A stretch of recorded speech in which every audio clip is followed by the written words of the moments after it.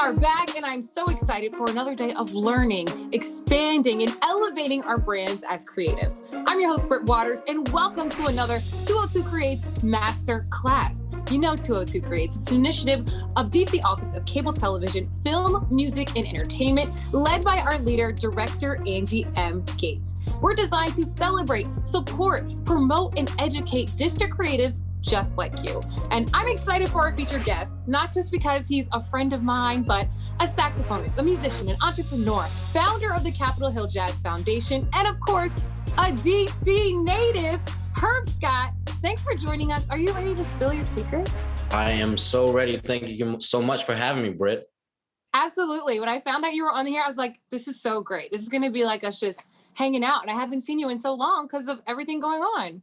I know it's been a minute, but it's really great to see you. It's so great to see that beautiful smile today. Aw, you make me feel so nice. So let me brag on you some more. Herb Scott is an alto sax powerhouse, and really, you're a protege of the district. I mean, you studied at the Duke Ellington School of the Arts, studied jazz at Michigan State, performed alongside major renowned artists all around the world, including like the White House, the Lincoln Center, Baker's Keyboard Lounge, the Kennedy Center, Jazz Fest all across the world. You even had a residency in Qatar. And I personally love attending the Capitol Hill Jazz Jam at Mr. Henry's. You know, that was the home of the legend, Roberta Flack. And it's always such a good time. And in 2017, Herb formed the nonprofit, the Capitol Hill Jazz Foundation, which provides resources, advocacy for DC-based jazz musicians, venues, music education programs. You do so much great work, Herb. Oh, I'm thank sure you people, so much.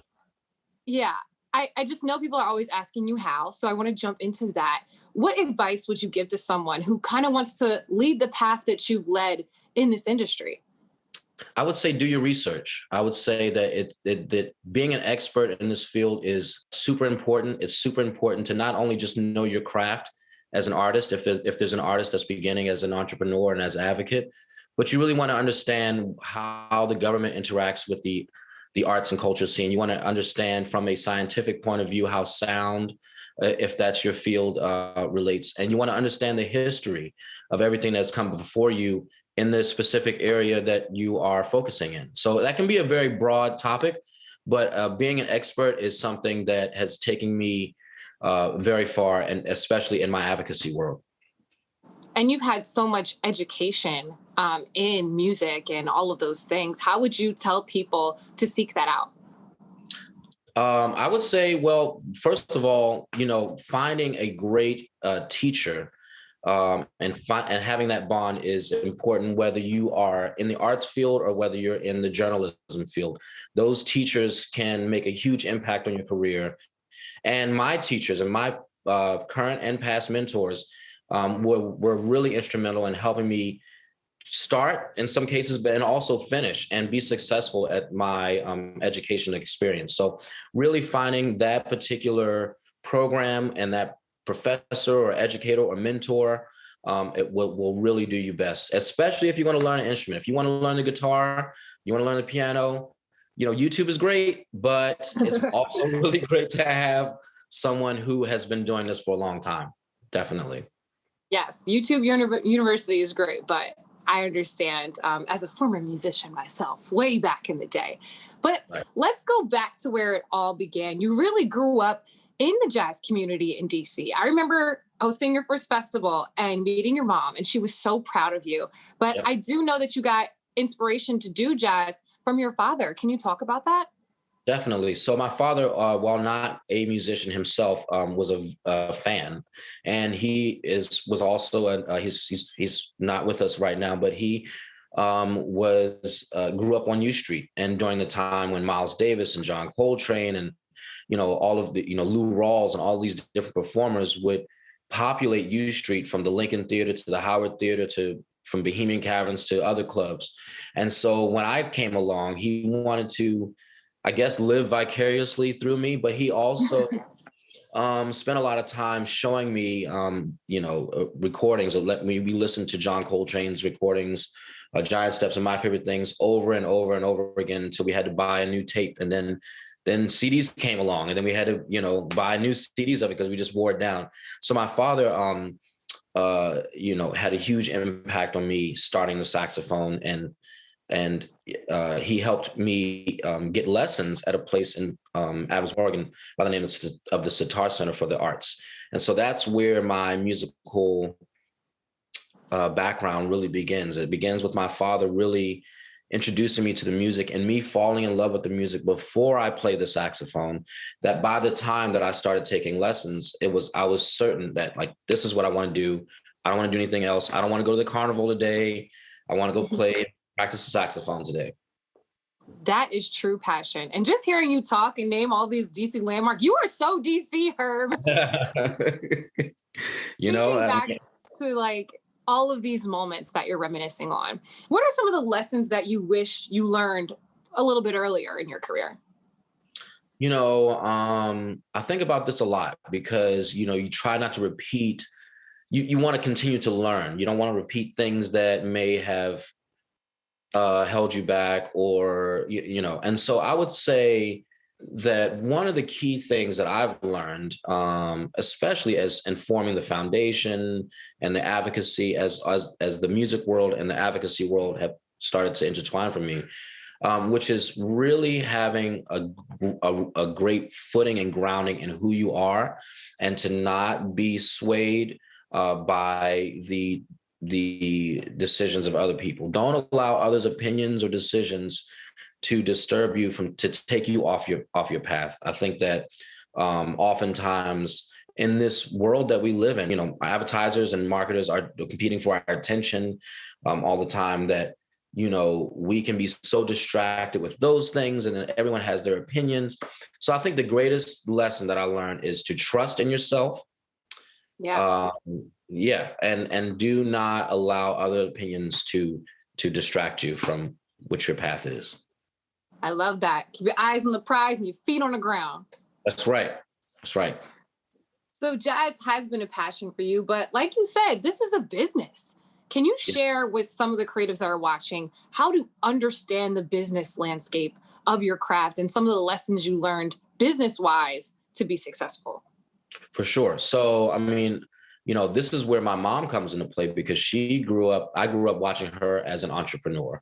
And so that's where I kind of get that entrepreneurial for-profit spirit, learning how to set up gigs, how to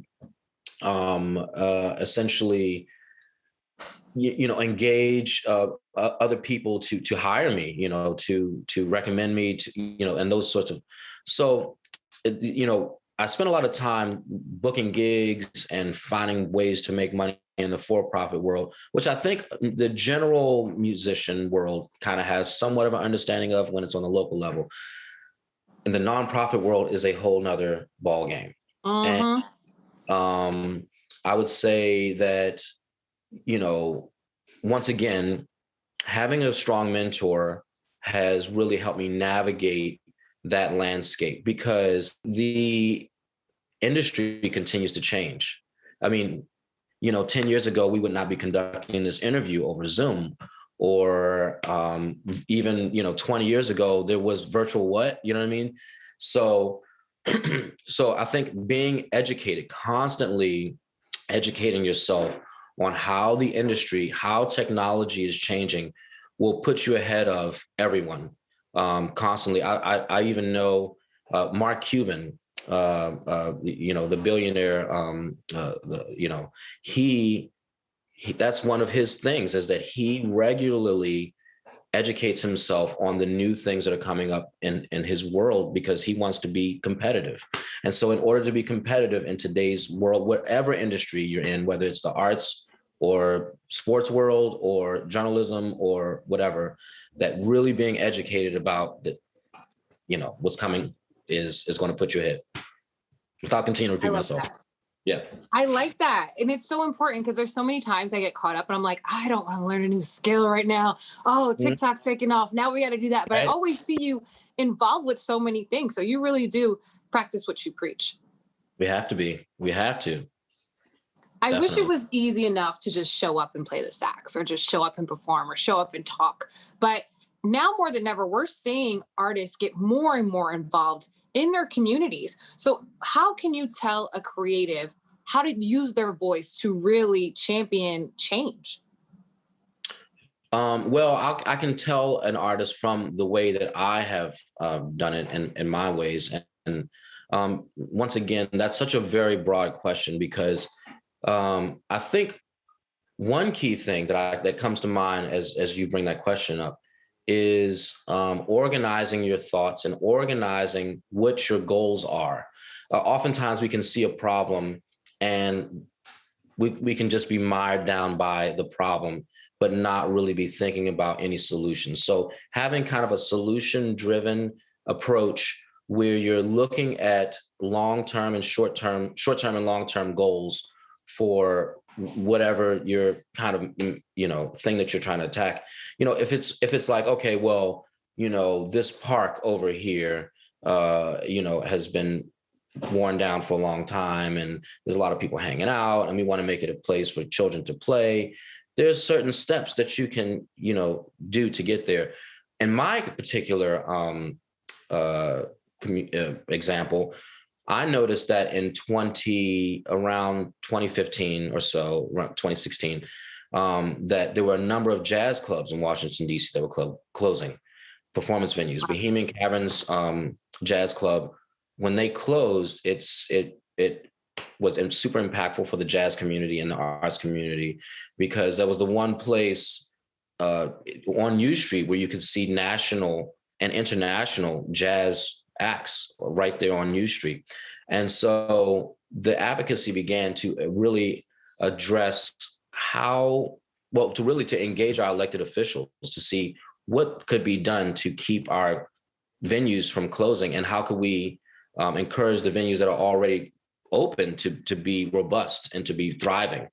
And so what I would say to someone that wants to be involved in changing their community is to galvanize your community. That's one of the first steps, is to, reach out to as many people in the community and to kind of get on the same level, the same playing field. What is it that we want to see happen here? What's the change that we're looking for? Organize our actions into steps that are measured and measured outcomes, and then take all of that to your elected officials and to these different agencies and different groups of people who are able to affect change in ways that you're not able to, with budgets and dollars and those sorts of things. That's one way. But also, once again, reach out to your community. There are people that have been doing this before you. When I got started in my advocacy world, I made it known to the elders that, like, hey, I'm not the grand poobah. I'm very young. I know that you have done it. You've come before me. I'm not here to take over, but I want to help and assist and aid and continuing your legacy and our legacy. And so what can we do to achieve these goals? So in a roundabout way, that's the answer. That was a great answer. And it also shows another way to stay connected and keep the culture going and all the lessons that our elders can teach and to gain their respect, it's a scene where you need that. Yes, definitely. I mean, that's the history of jazz music and the tradition of passing on, right? Passing on the torch, learning from, iron sharpens iron, steel sharpens steel. So, as a jazz musician, your main goal, unlike other genres, but your main goal is to work with these people who have these storied careers, so that you can learn from them, and then you yourself pass that on to the next tradition. And so that kind of works in pairing with the advocacy world. So yes. Yes, one day you will be the elders and you're going to have such a career to share. Long from now, right? Long from now. Right. But one huge way that you have tapped into the community, of course, is your Capitol Hill Jazz Foundation. And I am just so lucky because of our friendship. I can see firsthand how you're affecting the community and changing certain artists' lives and giving them opportunities that they just didn't have before. I remember after I hosted the first festival, we were all hanging out afterwards. And you had this like raggedy looking notebook that you had handwritten all of the plans and drew pictures of how the festival was going to go. And it was just moving to see the dedication you had and the creativity that you had put into it. And then to see it actually come to fruition. So I'm wondering, do you have a new notebook, and what's in it for the future plans for the community and the foundation? That's so funny. I do have a new notebook. I'm at like my notebook now, and I was actually like compiling them because from time to time I need to go back and make sure that I've like finished my goals and my to-do list, from years before. So yeah, I mean, I'm to answer your question, yes, I do have a new notebook. I will continue that tradition. It's something about writing something down that makes it kind of stick in your head, different than typing, different than texting. And so in this new notebook, I am once again organizing for Hill Fest this coming fall, October 5th through 9th. We're going to have it it's going to be in a little bit of a limited capacity this year, just so that we can continue to, highlight, make sure that we, focus on the main thing, which is showcasing the musicians and continuing the conversation of advocacy via our conference panels. But I'm also working on expanding. Last year we were able to begin the process of dispersing micro grants to musicians. So we're looking to continue that in the next year or so, as well as I'm expanding the board, and I'm looking to eventually hire a small staff. So yeah, all the plans are there, in the book. And it's funny that you brought that up. I didn't know where you were going to go with that story. There's a few other things I could say. No. We stop right there. And then, but it's funny that you brought that up, because I pride myself on that.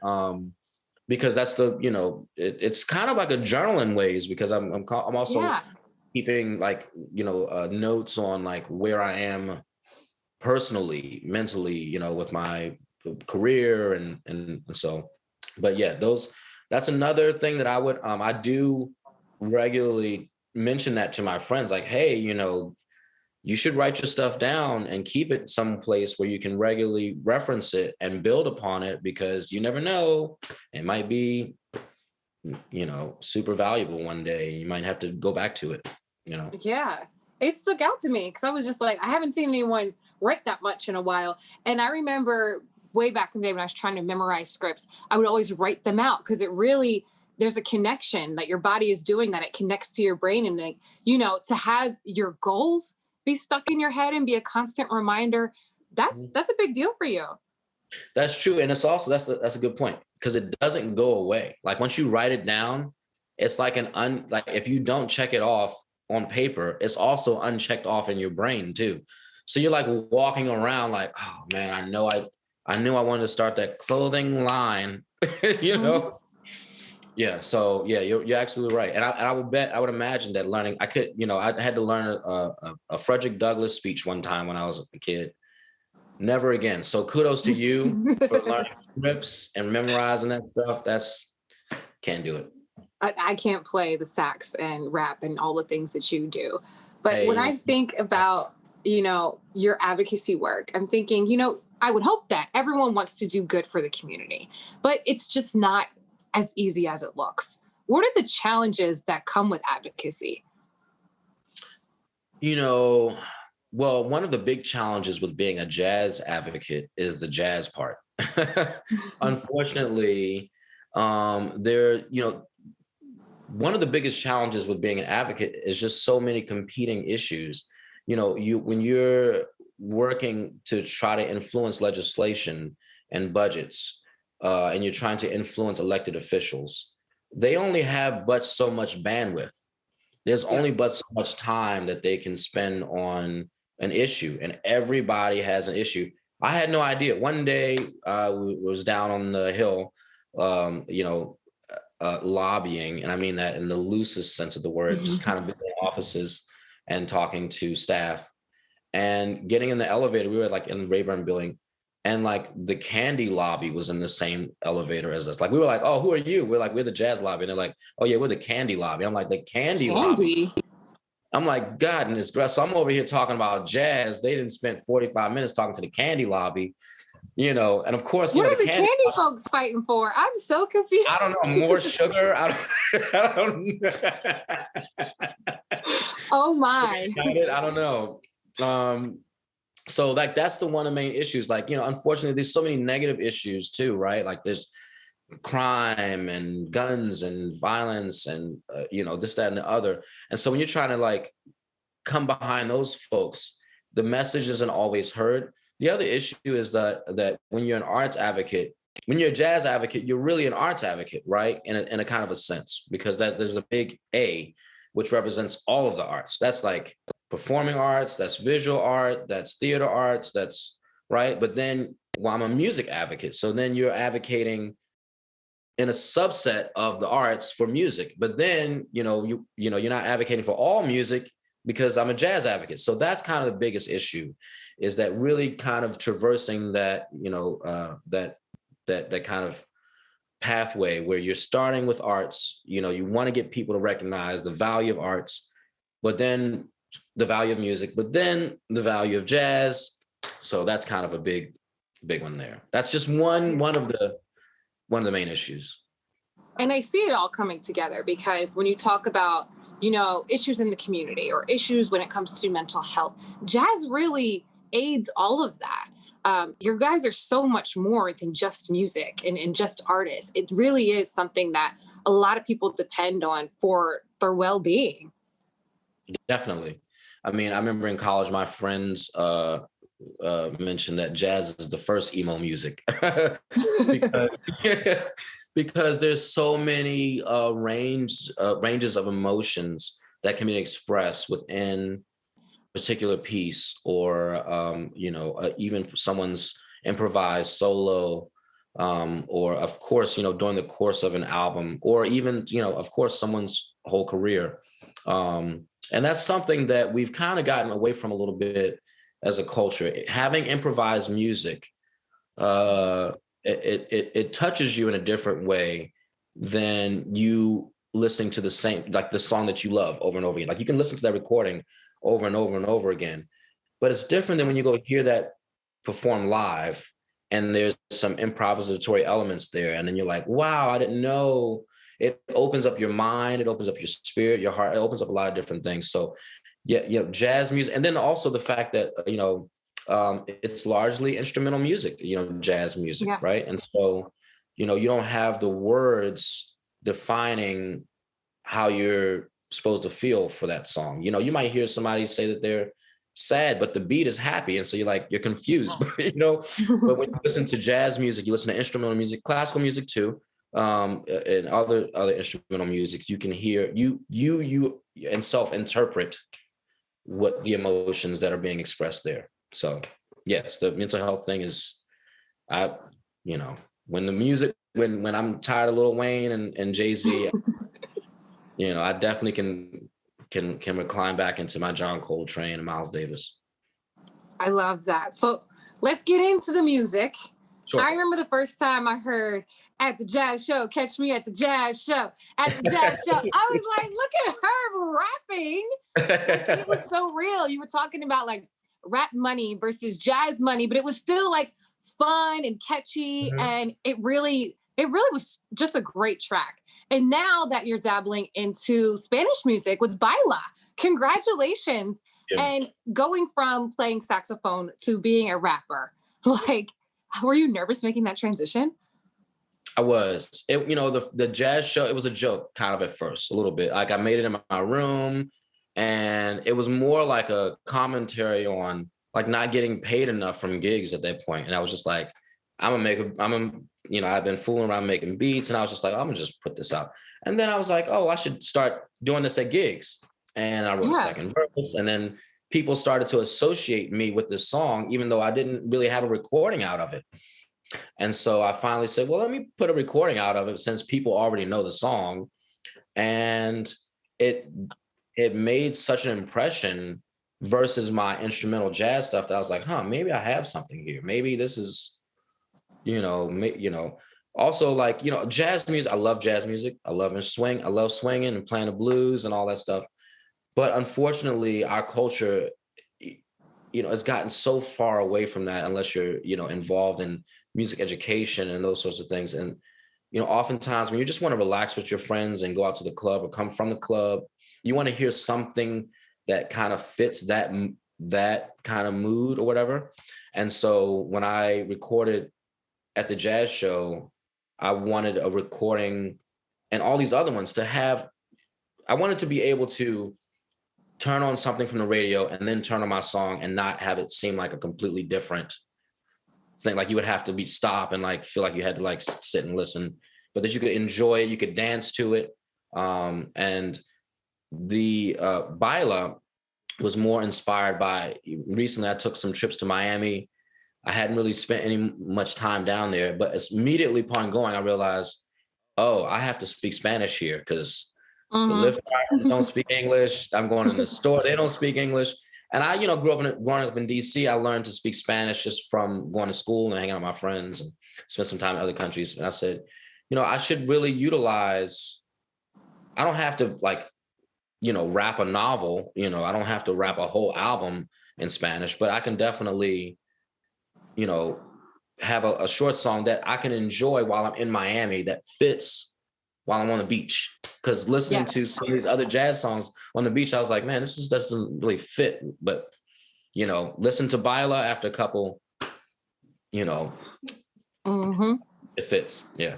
Baila and margaritas, sounds like a good combination. Do you find that people come for the rap and stay for the jazz? To a degree, yeah, to a degree. And I try to, merge those two and kind of keep both of those involved. I do notice that the different age groups are able to enjoy my show. So I'll have the younger people that are my age or even younger. Once I start rapping and doing my hip hop, they perk up a little bit. But some of the older or more music enthusiasts or jazz fans, once I start soloing on that rap song or playing the saxophone, then they perk up. So it's and then they both start dancing. So yeah, I found that it's been it's been good. It's been good for both. That's great. I know you mentioned you love Coltrane as an inspiration for jazz, but what rappers do you like, American and Latin?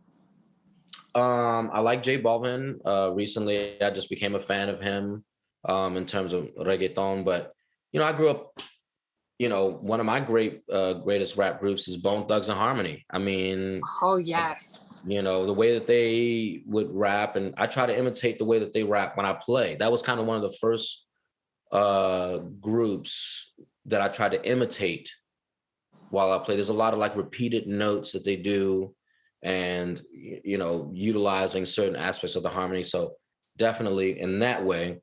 Tupac, of course, Biggie, the classics, Nas, Jay-Z, Tupac, Biggie, you know what I mean? I mean, I love those guys. Currently, I mean, I look Drake, you can't deny Drake. This guy, when he first came out, I was like, I don't know, but he had we all were. He was Degrassi at first. Right. I was like, I can't get it out of my mind. Yeah, right. And I was just like, man, I don't know. But he's and what he did was he made it easier for people like me to be able to call themselves a rapper or whatever. Because, before Drake and, I mean, I don't know if you remember coming up in the 90s and even the early 2000s, like these rappers were scary a little bit. They were a little scary. You know what I mean? That was the rap brand back then. Right. You would dance to the music, but then you would leave the club as soon as it's over. You know what I mean? But with Drake, you feel like you might fall in love with your girl. You might cry after the club, but you still, you know what I mean? So yeah, I like the current, and I like J. Cole. I like even some of the, I like Juice WRLD before he passed. He was a really big, would have been a big influence on me had he continued his career. So. And then I listen to, the younger, the other jazz musicians that are hip hop influenced, Robert Glasper and, some of those other guys. So, yeah. For sure. Who would you want to work with, whether it's mainstream or locally that you haven't yet? I mean, I would love to, some of those people that I just named that are current, I would love to be a feature on a Drake track. I think Drake could totally use a saxophone solo on his next. You know what that reminded me of? Remember when Kanye did Runaway and he had everyone on the strings and the piano? I felt like that was the moment that, rap woke up and was like, yes, you can have a whole symphony orchestra behind you and it still be a rap song. Mm-hmm. Definitely. I mean, and so more people, like, I would love to work with Kanye. I would love to work with J. Cole. I would love to work with, of course, all of these wonderful R&B vocalists and singers, and then I guess locally, I have reached out to Wes Felton. He might see this, I don't know. We may do some things, I don't know. That would be great. I love Wes. Yeah, he's great. I have a few other friends that I'm looking to. I don't want to spoil any surprises here locally because we all know each other. But be on the lookout for some collaborations for sure, definitely. Yes. When it comes to putting out your music, what are the things that an artist must do if they really want to elevate their promotion and to really get their song heard? Well, the first thing is, obviously, you need to have some level of distribution online, or everyone's doing online right now. So if that's TuneCore or CD Baby or DistroKid, that changed the game for me. Once I signed up for DistroKid, you can schedule your release dates, and you can select which stores it'll hit. There's a lot of, you can see your bank, you can see your stats of where it was played and this, that, and the other. Once you get your music on DistroKid and you already have it already lined up, one thing that made a big difference for me was getting my song on a playlist, because I listen to Spotify a lot, and sometimes when I don't know what to listen to, I'll just search for a playlist and I'll have all these different options there. And so through it, I can't remember the way, but I got my song on a playlist and it sent my streaming numbers up through the roof. And I actually gained fans from places outside of DC, from fans in Miami, fans in Canada, fans in other parts of the world. So, and then also having making a press release, having a press release around your single or your album or whatever really will help to inform people in the media that your song is out there. But like I said, once again, all those things keep changing. I mean, 5 years ago, there was no TikTok. Now everyone's trying to get have a TikTok dance for their song. I was trying to get a TikTok dance for Bila. I have a little dance, I'm trying to get it going. Yeah, I'm not going to do that right now, but. Let me know, because I am on TikTok. I don't call myself a dancer, but I can try. For you, right. I will try. I'm going to DM you the Bila dance. I'm going to send it over to you, see if you can. It's not hard. It's not hard. Okay, it better not be, because I'm trying to embarrass myself now.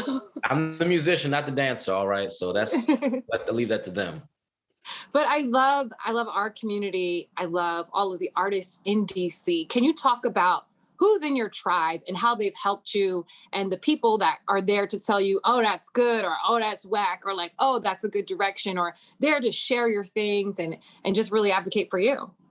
For sure. So I have to definitely give a shout out to my board for the Capitol Hill Jazz Foundation. So, my good friend Aaron Myers has been instrumental in the advocacy work for the foundation, and just as a great chair of the board, giving a lot of direction and a lot of insight from his work on other boards, and his work and then also just being a musician. So being able to really, as both experts in that way, really dialogue about, the goals and the strategies that we're looking to achieve as arts advocates. My vice chair for the board, David Weiner, has been also super instrumental. I mean, he's been like the other rock of the foundation. He's been, he's opened up, he lives in the Capitol Hill community. And so he is a connection to Capitol Hill. I've met so many people via his network. And then we have Willis Goldbeck, who's been also super helpful, instrumental on the board. One person I have to give a great shout out to is my mentor, Rhonda Buckley, who started me on the saxophone. She's also the founder of the Sitar Center for the Arts. And I believe she may sit on that board still, but she has continued to mentor me until now as an adult. And she started me on the saxophone. So our relationship began with her teaching me the saxophone and classical saxophone and entering me in competitions and helped me get in college. And now, since I've started the nonprofit, I've gone back to her again as a mentor. And now she's giving me books on how to run a board and how to run the nonprofit, and how to fundraise. And have you thought about this? And have you thought about that? So she has been super, super, super influential as a mentor. Wow. Amongst many other people, You're busy. Yes. Very busy. While we're on here, let everyone know how they can support you, how they can support the foundation, how they can stream the music, everything. Definitely. So you want to go to www.capitolhilljazzfoundation.org, where you'll find more information about what the foundation has done as of late. There's some press and some news there. As I said, we will be announcing more information about our Hill Fest Festival taking place October 5th through 9th. You'll find information about that at hillfest.org. And you can, if you want to contribute and you want to support the foundation, you can do so at either one of those sites. To support me personally, visit herbscottmusic.com. You can stream my music there. You can see my schedule of events. I'm happy to personally report that the Capitol Hill Jazz Jam will resume at Mr. Henry's every Wednesday from 8 to 11 p.m. Pennsylvania Avenue Southeast. So come on out. You're gonna love it. You do not want to miss it. We have our whole program that we run there, and it's become the mainstay for the neighborhood and for the jazz community. Follow me on Spotify. If you are watching this, please go follow me on Spotify. I want my support there. Herb Scott, as well as Instagram, Herb Scott Music. Those two make a huge deal. And yes. And then just follow me in life. If you see me walking around, just follow me around. Follow you around. I don't know where we're going. We might go to the Hill, start lobbying. That's right. We might go to jazz club. Who knows? Yes, we might see you TikTok dancing. It might happen. Maybe you might see me. You might see me at a basketball game or at a hockey game. You know what I mean? Yeah, come through. We'd love to have you.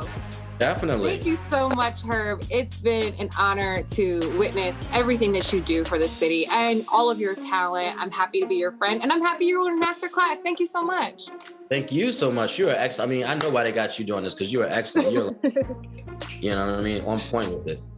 Thank you. Awesome. Thank you. And thank you to everybody watching in our audience. I hope you enjoyed this discussion just as much as I did. Please stay connected with Herb. You can stay connected with me and, of course, with 202 Creates. Join us for our monthly virtual masterclass. We're going to keep pumping out these episodes, and for our virtual office hours, 202 Creates produces entrepreneurship programming, provides technical assistance, and so much more. So to be in tap with everything going on, go to www.202creates.com. Thank you so much for learning with us.